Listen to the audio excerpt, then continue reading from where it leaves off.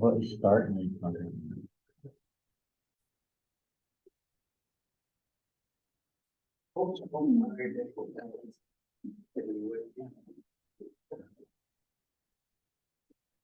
All right. Thank you everyone for being here. Thank you. A special thanks to Luis Mikhailo for an amazing presentation. Special thanks to our panelists for taking the time out of their day and being here. I really do appreciate that. So let's get the ball rolling. First question. What was your first publication and how do you remember the experience? We'll start from right and then we'll go to our left. Okay. Oh, Zapus trinitatus. Oh, it's a jumping mouse. And one thing, I'm a biologist by training, and the field was for the journal mammalogy, this thing, but this would be hard copy paper. It sounds like this. Anyway, oh, it was painful. Oh my gosh. Typewriter. And I went to a word processor, Word 11, and it went out for a review, and it took 8 months. And I got it back, worked on it, and my turnaround time was kind of slow, but it took about a year, and it's still out there. It was a cute little thing. It's about this little natural history story about this mouse and the literature review, the picture, the skull, genetics. Yeah, that was 19, oh, I shouldn't say 19, no, that 1984.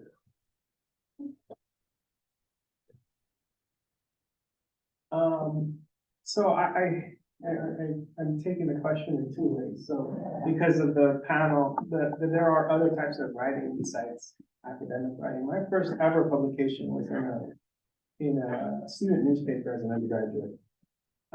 And it was on the Sandinista revolution. And that was great. I mean, it was the first time I ever saw myself as an author. And my first academic article was on the pedagogical legacies of the Chicana movement.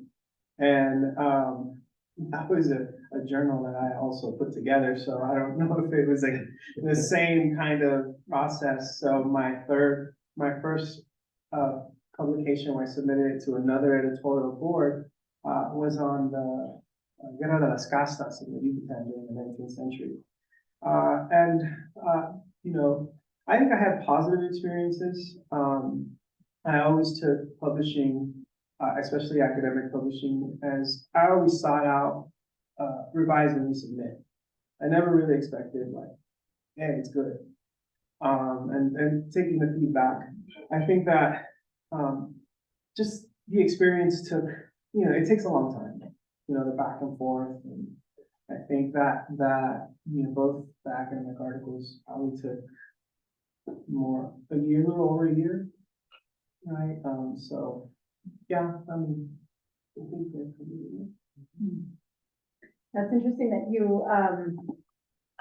you know the pre, it was like pre-grad school, the non-academic writing, and then now when I was a teacher, I used to so I come through education. I got my PhD in curriculum and education, and when I was a teacher, I would write these op-eds that were just like, we don't need to be going top down and it's too Eurocentric and like we need to do this, and I had a really strong voice and I knew who I was and I would write these things, and then I felt like in grad school I was just like choking on my words, and I would hide behind a million quotes and everything was citing, and you had to highlight my words. I don't know if you could see them as well. It's just sort of, and I realized that like sometimes graduate school can put you through this difficult process where you're sort of, to me, as a first generation Nuevo Mexicana female, where you're sort of afraid to even speak your own words because you're going to get critiqued, or it's not academic enough, or you don't know how to speak, or so you're just sort of like fronting, like putting everything else out there that other people have said, and so then I tried to, I think toward the end of my doctoral program, trying to reintegrate my voice with those academic citations and learning how to balance those. And so, you know, my first publication post, right, once I was at the university was in the Journal of Race and Ethnicity in Education. And it was a journal that I really loved, and I really like have corazon for this journal. Like I really felt like, you know, like it really touched ground for me. And so I was really reading it, you know, and it was part of my journey. And so I incorporated articles from that article or from that journal, and it just seemed like a natural fit. And so I think, you know, that learning to not be afraid of my own voice, or to really just put myself out there the way I had done prior, right, was really, I guess reclaiming that voice was really what the experience was in my first publication.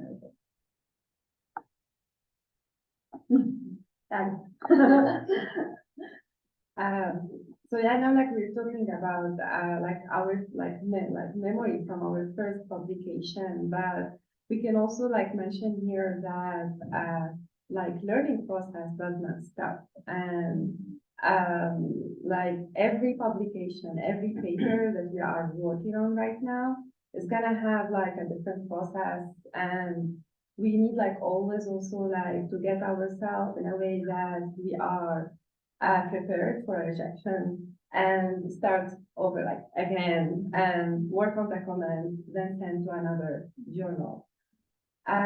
So from my experience in like the first paper that I had, especially that I was like doing my PhD in France, so everything I was working on, it's in French. Like my research, like in the lab, my communication, I read paper science in English, but everything when I'm writing, I wrote that in French.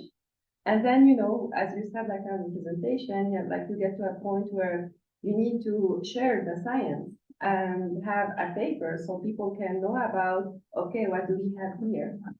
And to get to that point, actually, like to go, like to write in a scientific way in English. So that like requires a lot of reading.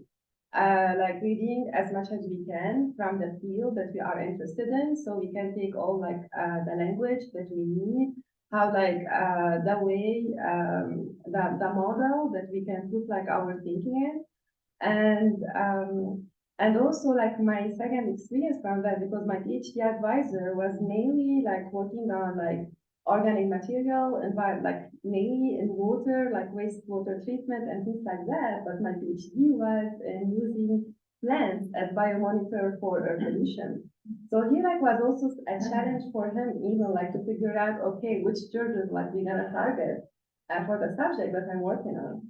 So we tried different journals, and one of them was environmental science and technology. And my advisor was at the time, like he told me, I know, like we cannot target this journal. This is a very high like impact factor. You're working on cactus, and like who's gonna be interested in cactus all over the world here?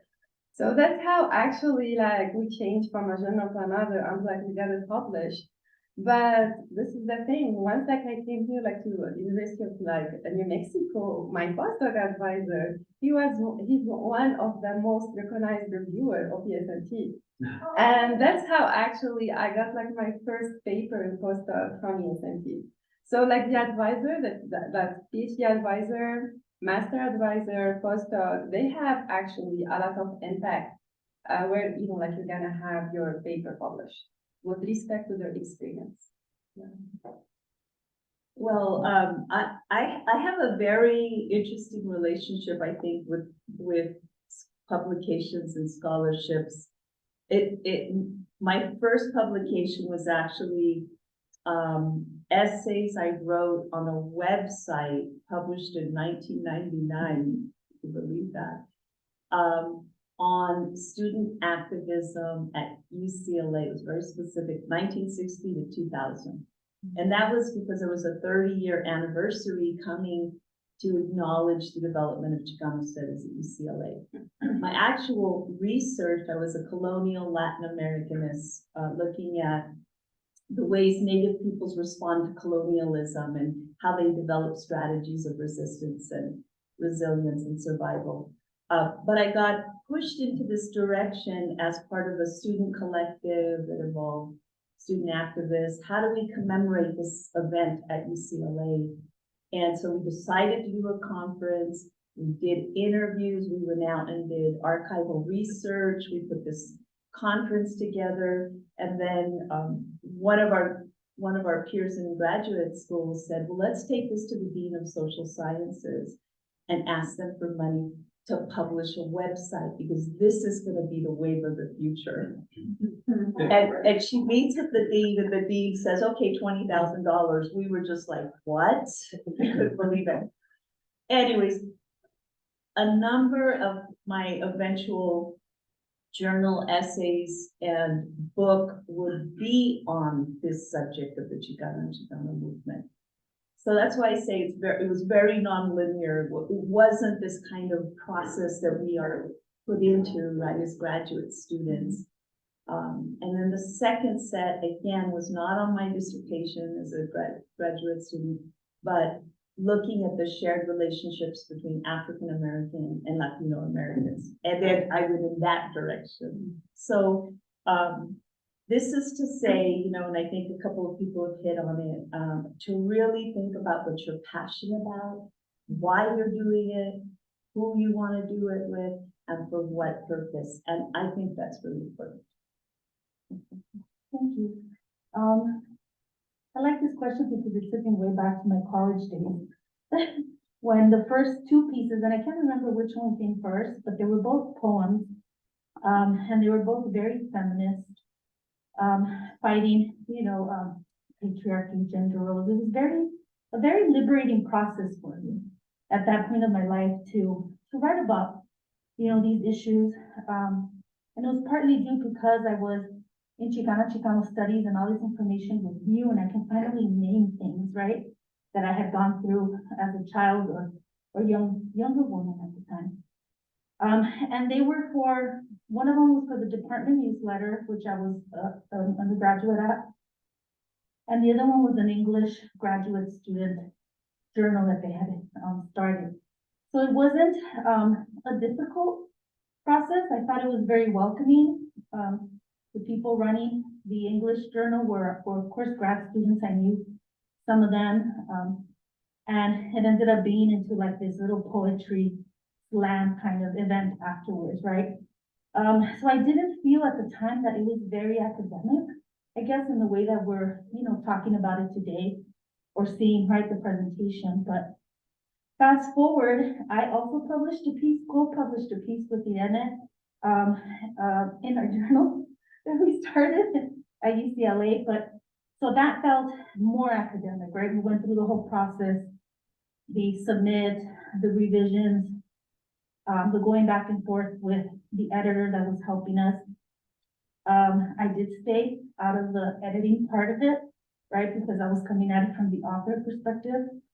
But I didn't find the process to be negative either, right? I think it's because our board, the people that we had as editors, reviewers, and the chiefs and editors, I mean, we all had this philosophy and ethics of providing a space that wasn't grueling or scary like we think a lot of journals can be, right? And sometimes we hear that too.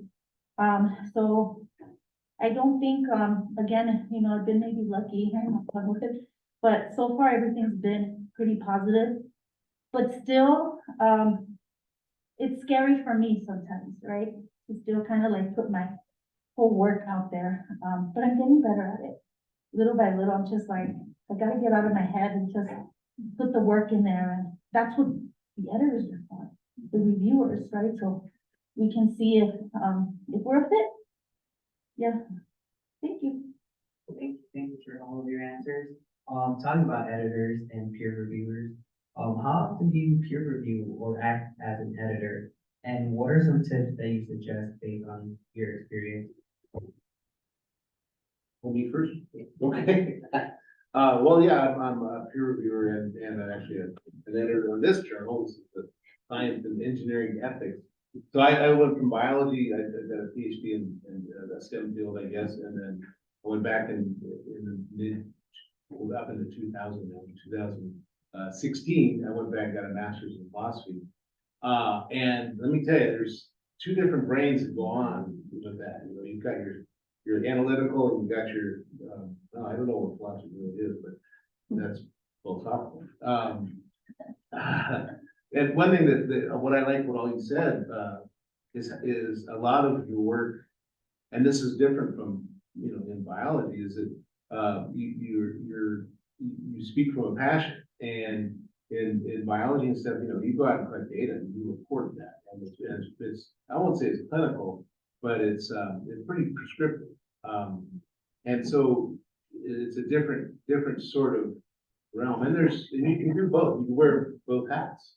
You know, you can actually do both kinds of writing, you don't have to necessarily be tied into one or the other. But as an editor and a peer reviewer, one of the huge changes that's happened since I first started publishing is anonymous peer review and anonymous authorship. So huge incidences of bias against women and people whose names didn't sound like the peer reviewers' names, or the editors' names perhaps were you know, judged lower or against, or you know, however you want to value them. And by having you submit now, especially to, you know, well, the high impact factor journals, you submit, and maybe someone can speak to that, what that is. You submit anonymously, take out your address, take out your name, take out your reference to the papers that you had. It goes in, the editor receives the manuscript, well, obviously she knows who you are, but can send out this anonymized version of your manuscript to reviewers who are anonymous. And then she gets back the reviews and collates them and then communicates with you again. So that whole anonymous perspective is, I think, there's a number of publications out there about how women have increased in authorship, and women have increased in grants. You know, the grants are also peer reviewed. And likewise, editorial staff are diversified in backgrounds, and so that's huge. Finding peer reviewers as an editor sucks because you know, there's all sorts of mechanisms now, supposedly, you know, that you know, computerized ones that you can search for peer reviewer that has these keywords that are in their description. And so you contact them and say, here's a manuscript, will you review it? And you have it done in 3 weeks. I get rejected as an editor, associate editor, about half the time. I'm too busy, or I already got a manuscript. Well, you sent me one last week, you know, what, and you try to be judicious in getting stuff out. But as an editor, you want to get peer reviewers that can speak to the breadth of the particular journal that it represents. So in science and engineering ethics, you know, if you have something about the pedagogy and engineering for teaching ethics, you know, how do you gotta get do you get an engineer? Do you get someone that's in the college ed? Do you get, I mean, where do you find your peer reviewer? So it can be a hard thing sometimes to get a good match. But the other thing is that the editors and associate editors are looking for is not just 2 peer reviewers anymore. They want 3, 4, 5. And I when I get peer review, I try to get 5 or 6, and they'll all come back with, you know, hopefully similar comments, or I hate the ones that come back and reject, accept as is. You know, you get, how can you 2 different groups think that?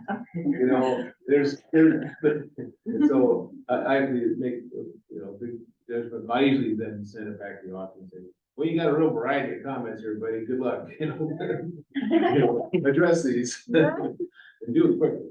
Because journals do want a quick turnaround time, because the papers are money, and so they've got to remember the business aspect of publishing. I'll stop there. Business is that. Yeah. Humanities, social sciences. No, they do it well. But I've added a handful of submissions to, I don't know if I have the exact title correct, the Journal of Ethnic Studies, I believe is what it's called. I know it's out of UC Press. And, you know, as far as editing and putting together, As a graduate student, I helped found the journal with Doctora González over there at UCLA. And we put out 2 volumes of it. And now we are also founding a journal here, a Chicano Studies journal here through the department. So 2 1/4, I guess, of putting together 2 volumes of work. And I think in that position, I think some of the tips that I would suggest, I'll start with the more basic ones and then move on to the more complex ones, going off of, I'm sorry. Bill, what Bill just said, the anonymous submissions are really important. And there's actually some things that actually still have your identity on it. The metadata of your file, make sure you go into the metadata of your file, because Microsoft Word has the author name as the owner of the software. So go make sure you go in there and change that to ensure an anonymity, right? I think the other thing, as I mentioned earlier, I think revise and resubmit is a good thing. Don't see that as like a rejection, and even sometimes rejection is a good thing. Because it helps, I think it helps you as an author really see how others see your work, right? And it helps you grow as an intellectual and as a scholar, having that kind of feedback to work off to improve your scholarship. I think another thing, I'm trying to think of another thing, and I had it and I lost it. What I would suggest, but I think some of the things that I would suggest are any other questions. I don't know if you're going to ask them. In terms of, because I got all of the questions from Louise, so are you going to ask the one in terms of like the types of journals they're from? Yeah, that would be, yeah. You're gonna ask it, so I'll save it for that. That would be, yeah. Yeah, so I'll save it for that. One of the things, so when you get your review back, it's just this mess of things. It's like reviewer 1, reviewer 2, right? So that used to just stress me out. I'm like, I don't even know where to start. I don't even know. And one of my colleagues in the College of Ed, we worked on a paper together, and what she did, and it was so helpful, she created a table. It's a 3-column table: reviewer comment, author response, and line number. So you get your paper back, you go in, you number the lines in the margins. It's like under document format or something. You number all the lines continuous throughout. Then you copy every single comment that they make. And I do like, so it's the 3-column, and then you do reviewer 1, all of their stuff. Reviewer 2, and it's boxes, right? So it's like, please, blah, blah, blah, blah, please utilize maybe some of these, blah, blah, blah, whatever. Then the next one, then the next one. And then you respond to it and you say, in place of this, I have now written line, blah, blah. And so because of this difficulty of finding reviewers, and because of this difficulty, as a professor, we grade papers, right? And it's like, not great, we write it, and then papers come back to us and it's like, I don't even know what you changed or did, or like where. And so it's such a clear way to tell reviewers, I've thought about every single thing that you said. Sometimes it's, that doesn't really fit in with my Chicana feminist theoretical framework. Thank you very much. I will consider it for, just whatever. And then you address, and they see that you have done the work, addressed every single thing. I do not do it in track changes because it makes me crazy, just because I just think it's crazy. And so it's really important to just show them the work. The other thing is when you find, and this has to do with journal articles, the journals that you choose, but when you love an article, look at the journal it was published in, right? Look at the references. See if any of the other articles you could maybe publish in one of those. And when you write your cover letter, look at the aims and scopes of that journal and speak to it, use the language, use those specific words and, you know, and to really like, if you believe it's a good home, tell them that using their own language. And, you know, that can really help. And also, you know, look at the editorial board and see if there's anyone on that long list of editorial, you know, editors that might have published anything that connects to what you're doing, use it.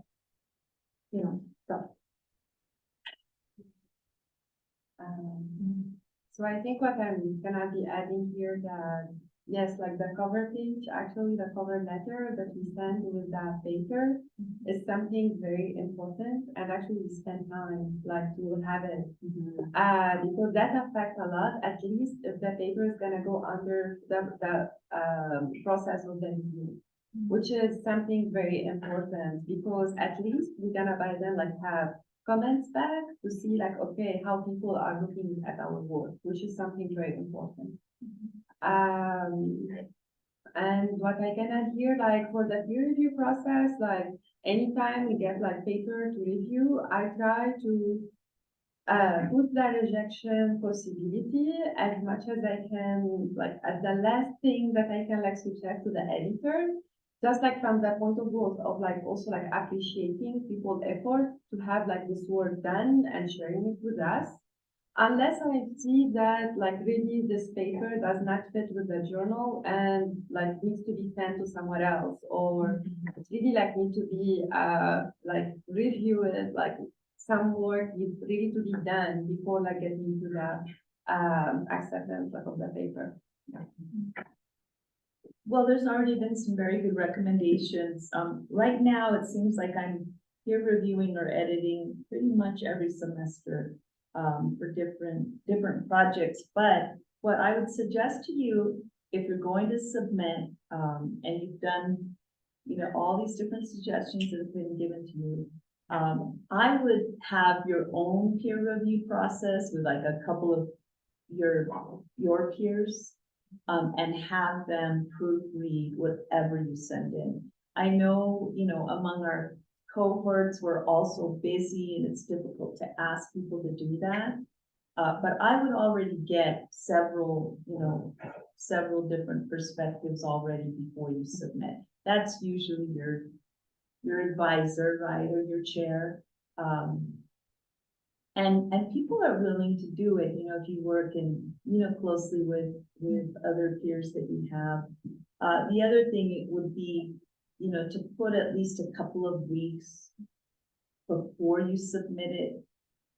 And don't be working completely toward that deadline. Like give yourself a week or two to set it aside completely, because you get so engrossed in your own writing and your own voice fills in the gaps. You know, you read it and you're already imagining it and it looks wonderful in your head, right? But if you give it, you know, like a week before you submit it, just of not even looking at it and then pick it up before you submit it. I mean, I would suggest that, because then you see your gaps more. But if you work right up to that deadline, yeah, you have more editing to do after. So I try to invest in a real reasonable timeline that puts you out, you know, I would even say a month, but I know how it is. So at least 2 weeks, but at the very, very minimum a week. No, I agree, and this question made me think too of the, you know, the work that happens before we even submit, and I started thinking of writing groups. Like I've been in a couple of writing groups since the summer, and these are spaces that really have allowed me to develop these ideas, give writing the time that I need, step away from it right when I need to, and letting other people see my work as well, right? Getting feedback from close colleagues, that's very helpful. And just going back, right, and rereading things again, and creating multiple drafts before I even submit. But one of the things that made me think of was the match, right? How strong of a match is the journal for your work? I think that's a really important, probably the most important thing right, that you find it to be a really good match. I also reviewed for the ethnic studies journal that José Luis was speaking about. And, based of course, right, of my own philosophies and running a journal, I don't give negative feedback, right? But that's just kind of my pedagogical style too. I try to, even if there's something right that needs to be fixed, like I try to figure out, okay, how do I give the most positive feedback for this person? Because I remember right at the other side, it's a human being that's gonna be reading this. Let's see, I think that was it, but my biggest recommendation would be share with friends before, get a writing group going if you don't have one on it. And those writing groups can look different, it could just be like, okay, we're meeting for an hour, we're writing, how about next week or next month, we give so-and-so feedback, or so-and-so, whatever works for you all. Okay. I wanted to add to, you know, since we're talking about pre-submission, I actually recommend that you reserve a space on campus if your writing group, hopefully, that has a whiteboard or a chalkboard. And really, as far as the writing side of it, right, if it's preparing a manuscript, there's this process that I teach my students, especially my graduate students, reverse outlining. So you've written your draft, reverse outline it, and then reverse outline it on the board so you see it, all of it. Because what some of the harder things to kind of, as a reviewer or as an editor, that I see is, especially as an editor, where we have the decision to say, you know, this is gonna go in our journal or not. You know, there's really, really great ideas in this paper, but they're all over the place. And there's no logical flow to the paper, right? And so preparing the manuscript and giving yourself time, as Dr. Vásquez has said, and giving yourself time to sit and reverse outline it and ensuring that your research questions align with the logical flow of your paper, right? All of that stuff takes a lot of time and should be done before you submit. Thank you. Last question from me. Next, I want to hear from the students. But based on your respective field, what journals / articles are used by you or other colleagues? Anything and everything. I mean, these days I'm not out in the field doing much work because I wanted to do more with the family, but so instead I'm looking more at research ethics issues in whistleblowing and misconduct and all that kind of stuff. And just today, I found this article in Nature, which is one of them highfalutin science magazines.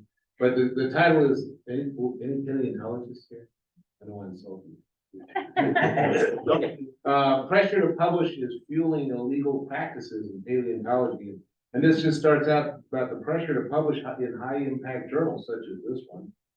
Leads to unethical and possibly illegal practices that threaten the integrity of research. In this case, and you know, without reading through this, it was a pair of researchers that reported on trends in paleontology in 5 decades and looking at coverage in paleontology studies that were published, and they argued that there was publication bias towards research into exceptional newsworthy things. You know, anything that was found in amber got published right away, but if they had, you know, traditional progress towards answering a paleontological question, those articles got either sidelined or sidetracked or rejected. But one of the other big issues that this article came out was about some countries like Brazil and Mexico and Myanmar prohibit the trade and export of fossils without permission. Not only that is talking about colonialism is that a lot of countries these days ask that you get a local author involved in the research and when you publish the paper. So if you're in I know when we did work in Bolivia, we always had local scientists that worked with us, and when everything got published, always they were involved, and likewise with specimens that was always shared. But the other thing in these high impact journals, and that's why it's hard to say what journal in particular. I mean, I look at this journal Mammalogy, which is just about mammals, and I look at this journal on ethics and science, because I do a lot of that. But, I try to read as far and wide as I can. I stay away from the Joe Rogan program. There was a guy on there, my nephew sent me an interview with a pseudo, paleontologist, and he was trying to say, oh, how legit he is, but, oh, the scientific committee out there has really, it really defames me. Just look at my Wikipedia page. I'm sure, hey, he's got a horrible Wikipedia page. And so is that a source, Wikipedia, really? You know, who writes that? And I'm sorry, who writes Wikipedia pages? I do go to them. They're It's a really, good start. they're really informative. Yeah, but don't quote. Then back to the whole idea of predatory journals that you just barely touched on. Watch out for any journal that has a quick turnaround time. You know, I'll show you examples, that publishes there's a blog called Retraction Watch. Yes, I subscribe to it. Comes out every morning about 5 a.m. And talks about all these publication issues that pop up in literature, in scholarly studies and in research studies and such. So watch out for these quick turnaround times with these predatory journals, because you aren't getting peer reviewed. I'll just tell you right now. And they have fake boards and all sorts of nasty stuff. And the growth started with 18 in 2006 to over 10,000 predatory journals now. I don't have a graph to show you, but the overall number of publications that's since everything's electronic, the number of online publications is just, enormous. It's huge. So there's a huge variety of journals to pick from, both legitimate and not so. And so that's a whole issue as well, without getting into those weeds.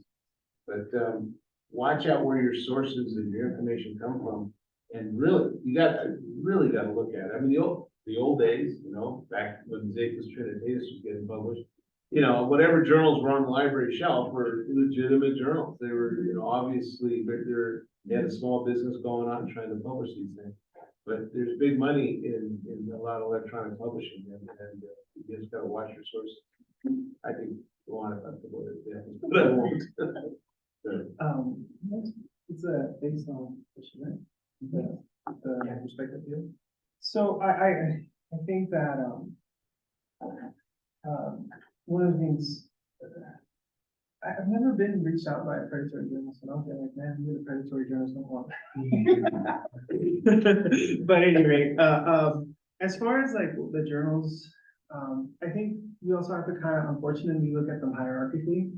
Right, so like the top tier journals, American History Association, well, first they're types of associations, right? So American History Association, Organization of American Historians, or the Journal of Aslan. Those are the top tier journals in my field. I'm probably not at a point in my career where they'd accept me now. So. Where are junior faculty in my field publishing? And the same thing goes for you all as versus graduate students. There's a ton of graduate student journals. At least in the sister science and humanities. And I think those are really good places to start, right? And it is your peers, right? And you are getting peer reviewed. And then, that's where I started as far as publishing, and then moving on to, there are journals out there that are, specializations, and I'm sorry, what was your name? Mia mentioned looking at the editorial boards, and so what I was going to say in regards to this question, looking at editorial boards, looking at the scopes of the journals, seeing how that worked there. So I won't repeat much of that. And to do that, finding the journals, working with a librarian, take advantage of the research librarian here. That's the specialist in your field, setting a meeting and having a conversation with that librarian. What are some of the journals that specialize in the topics that I'm touching on with my research, as well as, the disciplines that I'm in? There is when I started doing that as a graduate student at UCLA, there is a national system that is subscription-based. It's called OLBRIC. It's a journal finding. Our university doesn't subscribe to it, unfortunately. But I think you had a journal finder, or at least you had a journal finder on your presentation. right? Using those, starting there and meeting with the librarian. I think that kind of double dips in both, you know, finding the right one and staying away from the first one. Yeah. Thank you. You know, something that I did early on, because you just don't even know where to start, right? Like some of my favorite in education, critical pedagogy, social justice education, are like race and ethnicity in education. There's so many. Journal of Latinos in education.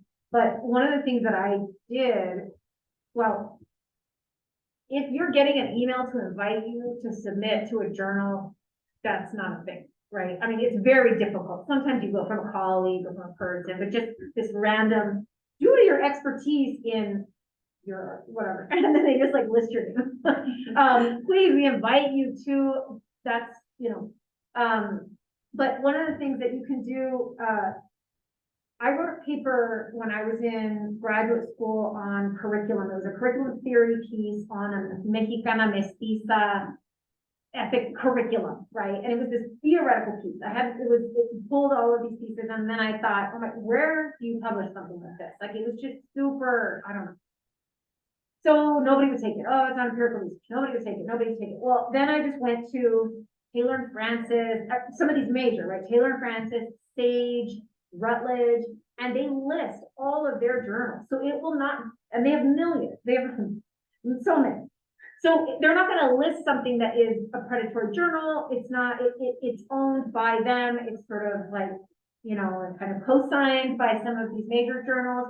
But one of the things I was able to find, I think through Sage, was a tiny journal called Diaspora of Indigenous and Minority Education. And it was like impact factor, you know, it wasn't a top journal, but it was specific. It was so specific to something, you know, I read some of the pieces, it was very theoretical, they allowed theoretical, and it was really well reviewed, and I submitted there because, you know, I knew it was legit, and it was tailored to something that I was trying, my work was kind of worked with it. I thought it was a good conversation, and they ended up publishing it, and it was a great fit, but I never would have known about it because I hadn't really seen it. It wasn't one of the ones that keeps coming up, but you can just look down the huge, you can even search by subject, and you know, you'll get a good list, and then you can just sort of start from there. So that was something that,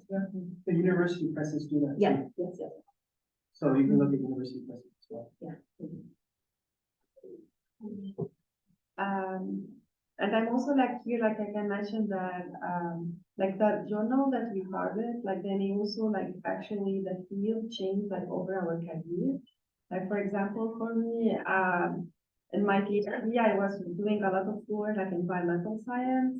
And then I did that in like first year of my postdoc, but then I started to do more toxicological work. So that's how like I started like to think, okay, what community by then I will be like targeting here to be like reading my work. And that's how like now I'm like more like thinking about like toxicological science journal or other like a journal in this field. And with the work also that we do, like now we are starting more to work under the Superfund Center that we have at UNM with environmental justice, public health. So now like I'm working on a paper, I'm struggling a little bit because it's gonna be like my first time like writing a paper under like environmental justice category. So just like actually as like my colleague like mentioned, like going to the journal, see the subject that they cover, and see like what one, like which one I can like by then be targeting in my project. And yes, like every time, like for example, that you are writing and referencing other people's work or other papers. I was just actually mentioning that like to my student last week, that especially that we are working on like, for example, getting to the metal guidelines in the US, like how do we know like what concentration of uranium we can get exposed to in crops, for example. So we are working on that, like some papers, they can be mentioning that, but they do mention levels and then that's it, like they don't explain why. So I was like explaining to my student, okay, go to the origin, like to the source, what like that they reference here. So we make sure that by then what we are mentioning in our paper is accurate and clear. So people like, so we make sure like what we are like sharing with people here. So yeah. The great thing about being on this end of the table is we don't, there's already a lot of good ideas, for you all to consider, but I wanted to also suggest that given your discipline, right, there might be different expectations as to the types, right, of articles that you should be striving to publish in. Some are very prescriptive. They only want the top 3 or 5 journals, right? So it's important, of course, for you to think about your discipline, your department, but one way to like get your feet wet too as a young scholar or as an early graduate student would be to attend conferences and see if they publish proceedings. That's a very good way, right, to submit a very first publication. And if you're at a university, you know, I'm not even sure here how many journals we have, or proceedings that are published, but you can also become a part of those types of processes, right? Because what that gets you is network, you know, you get to know people who are involved in the publications of journals. That's another important aspect, right? And so use conferences and conference proceedings to meet people who are involved in publications so that your work is already, you know, sort of at least circulating in social circles, right? Or through conferences. And that's a good way to possibly get a positive, right, feedback, to get your work out and get your name out. But the other thing I just wanted to really encourage you to think about is even if you get a rejection, you know, on a journal, keep it, right? Because, I mean, it's surprising how many times we can kind of resurrect earlier work that we've done. Even when you're a graduate student, you might not follow through on a particular publication. Keep all your notes, you know, keep what you submit because, you know, I think you'll have another opportunity somewhere down the line. My recommendation would be to, along, you know, if everyone shared such great comments here, but if you're reading something, right, an article or a book that is really in line with your work, right, check them out, right? That might be a space where you can publish, right, your work, since they're in line with the type of work that you're doing. Which reminds me of Chicana Latina Studies Journal. That's a feminist journal. It's run through MOCS, Mujeres Activas en Letras y Cambio Social, organization that really publishes work that is Chicana, Latina, Indígena, feminist work. So it's very interdisciplinary. It's the only Chicana Latina studies feminist journal out there. And I've been able to really read some good stuff there, you know, from the fields of history, sociology. A lot of my peers that do Chicana feminist education work published there. I'm actually going through a review process right now with them for one of my pieces. And it reminded me of what Mia was saying, right? Sometimes you write these pieces that these other journals are just not in tune to, right? But here you have journals like that that are very interdisciplinary, are peer-reviewed, have feminist work from all, you know, different fields that are just a perfect fit for what you're doing, right? So take a look at those. Aztlan, of course, is another one in my field in Chicano studies. I've heard that Aztlan has, you know, a little bit of a wait to publish, maybe 2-3 years, but I know that MOCS tends to have a year, you know, once you submit for publication. And then, yeah, as Mia mentioned too, like education is such a huge field. We have everything from like higher ed to curriculum to race and ethnic studies to just pedagogical practices. There's so much within education, but yeah, just keep keep looking, you know, take the advice that folks who have given you. I think it's all pretty good. Absolutely.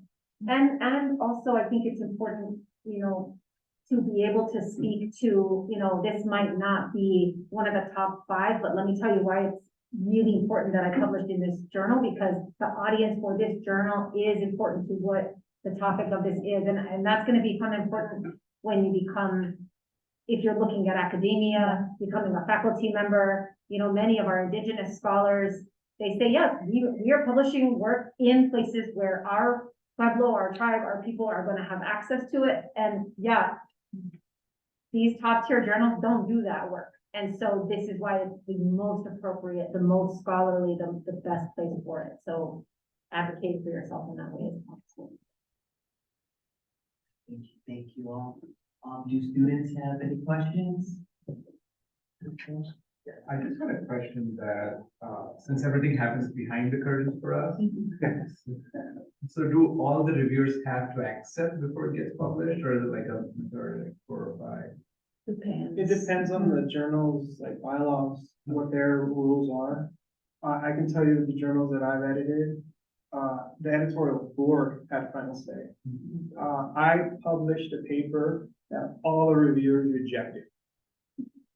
And I made it a point because first of all, those were no longer gonna be reviewers, right? Because the rejections were biased, right? And I just said, no, you all didn't really give it a deep look.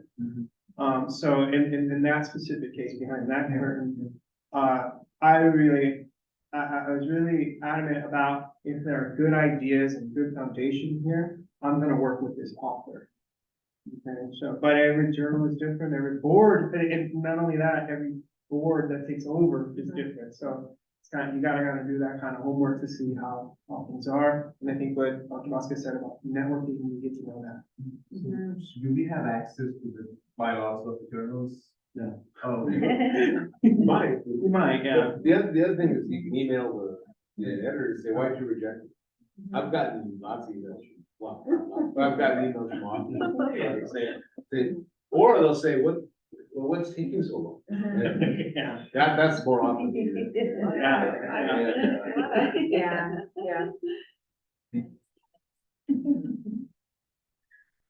Questions? So my name is Brett, I'm from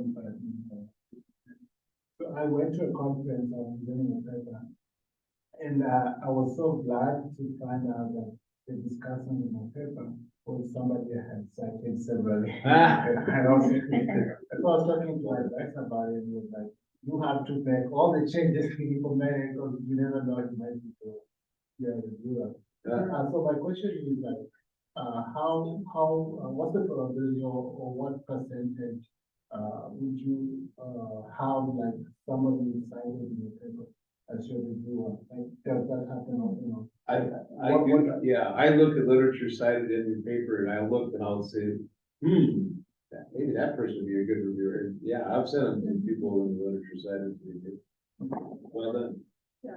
This is usually like for me what I do, like people that I really like refer to them in my field, I suggest them as reviewers, like for my paper. Yeah. Did you get that? I'm trying to say it again, is you as an author, when you submit your paper, you can suggest reviewers. You can also suggest people that should not review. Yeah. That you know you don't like, or they don't like you, or you don't like the work. You can do that. And I will say, as editors, you don't always jump on those names really, that you kind of you look at them a little bit before you automatically send them to that. Because there's been cases of self-reviewers. So people will suggest names of themselves, but they'll use a different name or a different, like a Gmail account or something. Wow. And they'll get their own paper to review, and they write back, it's excellent, no problem. Wow. No, you got one shot.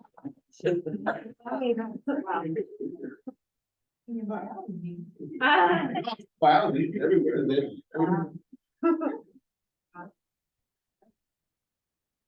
Yeah, the Chicana Latina Studies Journal has that option.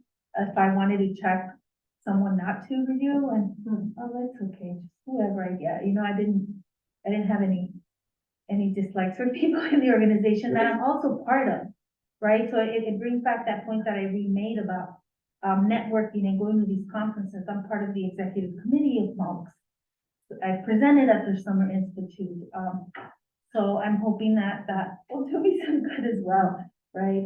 And there's small circles because, right, the Chicana, Latina, Indigenous, feminist circle is already very small to begin with in academia. So I'm pretty sure that whoever reads my work, I'm going to know who they are, or they're gonna know who I am, just because of our small circles, but yeah, it's interesting because, sometimes you do get a little scared still, right? Of those rejections, but I'm hoping it'll be good. Yeah. When I was a doctoral student, who was my dissertation advisor, was a sort of a white female, who had a problematic history of power with students. And when I was working to publish sort of the seminal piece for my dissertation, she basically threatened me and told me that I had to put her on as an author. And it's like, I was studying Nuevo Mexicana educators for Nuevo Mexicano kids, and she's this white woman who wasn't even from here, never had met my participants, had never spent, and she was like forcing her name on it. And so then I published it without her name, and I specified, like, she cannot be a reviewer. It's really important. And advocate for yourself in terms of authorship, right? Be really clear about who is on this paper, who is not on this paper. How do we determine whose name goes first? How do we determine work? How do we determine, and sometimes as graduate students, I didn't know that would even happen. And so, being the first, I used to joke, my family might think I'm a medical doctor, right? We don't know anybody who has PhDs like that. We don't really do that. And so I knew nothing. And that happened to me, and it was difficult, but I didn't know that I could advocate for myself right away and say, at first I was like, is that normal? Is that normal? Is that okay? I guess you're an author on here. It was like, because I'm your advisor, I am, we've worked on this, I've put the work in, and it took me a second to be like, wait, what? Am I colonized? It was like, sort of like, oh, and then this is what people do, this is what you do. And so advocate for yourself, be clear, know who, in line with, mentioning people who you would not want to review your papers. Don't be afraid to do that. It's really important. I also want to take the chance to say that sometimes it's okay if that legal scholar doesn't. I think it might be also a good idea that if you do have someone who reviews your paper, maybe they're not a specialist, they're in the discipline in the field, they're not a specialist in a specific topic you're writing on. And that review might also be just as insightful, because it can, broaden the reach of your work. So I don't know, in my personal opinion, I've never sought out a leading scholar to review my work as my primary purpose. I think, I learn as much from anyone. Yeah. I just want to maybe add is that rules for authorship are murky at best. And that's one of the biggest bones of contention is authorship order or even inclusion. So and then we can talk a lot more about that offline or some other time. Well, the last thing I want to say is about plagiarism. And my role as a research ethics educator, check all your stuff through plagiarism checker. UNM's got a freebie online, Authenticate. And all grants, papers, manuscripts, letters to mom, all go through a plagiarism checker, because if you don't do it, they're gonna do it at the other end. And all these journals run their stuff through the plagiarism checker and give you a score, give it a score of similarity. So be proud of your words. That's kind of the bottom line. That you don't need to take anybody else's words without attributing it to a source. You're a good writer, even though it's a struggle for some of us in particular. Write your own, and you'll be better off down the road. And and self-plagiarism, right? You can use words that you've already published, but if you do, you have to put them in quotations again. You can't use anything else that already exists. Just one question from my side. So when we address the comments for the first time for all reviewers, does it go back to the reviewers again, or does it just stay with the editor, or like, how long does that go back and forth? It I can think go it back. depends on the journal. Yeah, the ones I've been involved with, they go back. I mean, there's an author I'm working with now that's 7 times. Oh, yeah. And the only reason why it's 7 times is this author's pleading, you know, this is, and the paper's actually pretty good. But English is not the primary language, and they're from a Middle Eastern country that, it doesn't have a lot of resources to help with translation, and so, you know, we're really working with them to get it through, but that's unusual. I mean, 2 or 3 times maybe. You know, you'll always get review comments back once, almost always. If you get it accepted the first time, you're brilliant, but, don't expect that. Yeah. And sometimes because they're blind review process, you'll be working closely with the editors at that point, right? I know with like the journal that José Luis and I ran at UCLA, right? We then worked with the author Yeah, at that point, and it was a lot of back and forth between the editors and the author. Yeah, to keep that blind review, process going. Yeah, some of the journals will just take the reviewers' comments, right, and determine if, you know, if the author has, has responded to the concerns, and it also depends on how big the concerns are. So it can vary. and then I want to add that addressing the comments doesn't mean you have to agree with them.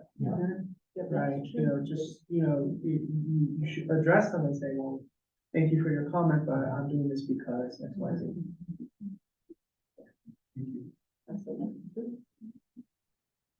We're gonna go ahead and conclude. I want to thank all the panelists for being here today. We want to give them a round of applause before we turn. Thank you guys for being here as well. If we have more events coming up next semester. One of them is going to be on comp, right? Preparing for comp exams and for addition to. We also have, if you're interested, our end of the year posada happening on the December 6th at La Casita of the Mackay County Studies Department. Yeah, we'll have traditional. Yeah, one more thing, it wasn't part of this, but I think it's the elephant in the room. Don't feel and pressure yourself into, I have to publish. I think shift it to, I want to publish. Okay? I say this, and I know that I have to recommend that you publish as a graduate student to get a job, but 30, 40 years ago, at least in humanities, social sciences, people got a job on a dissertation.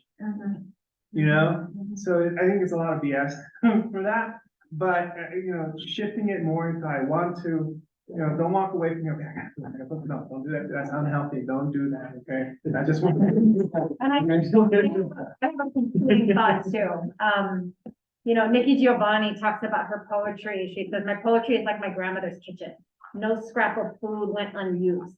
It was guarded, was put away for flavor for the next meal, flavor, everything you write, everything you do, put it away, preserve it, take care of it.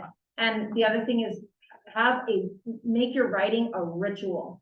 Have it on a regular basis. I write every single day at the same time, and I tell people I'm in a meeting. I cannot respond. I turn off everything. I do, or some people do it on a Friday. Whatever it is, make it a ritual. It's yours. It's sacred. It's your time. And Priority. And priority.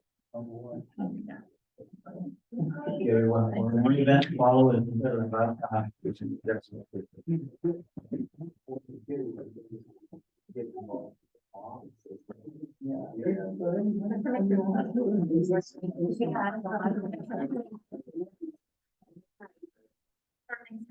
Thank you for saying that.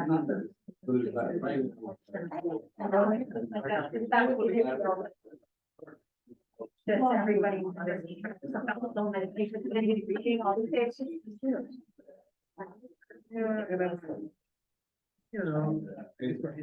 If we all do a 70.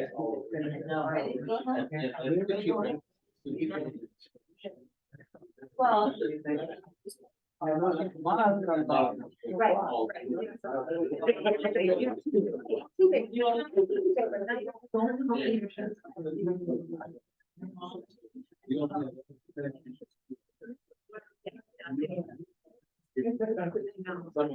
Hey, how you doing? How you doing?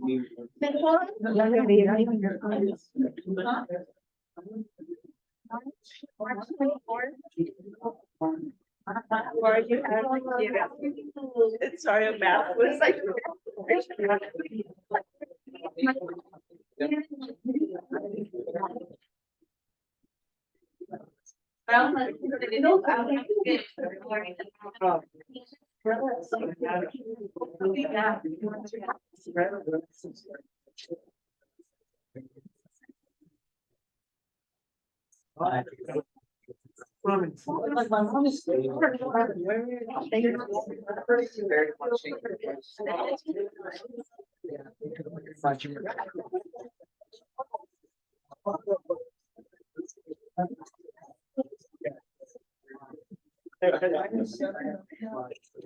Thank you, thank you.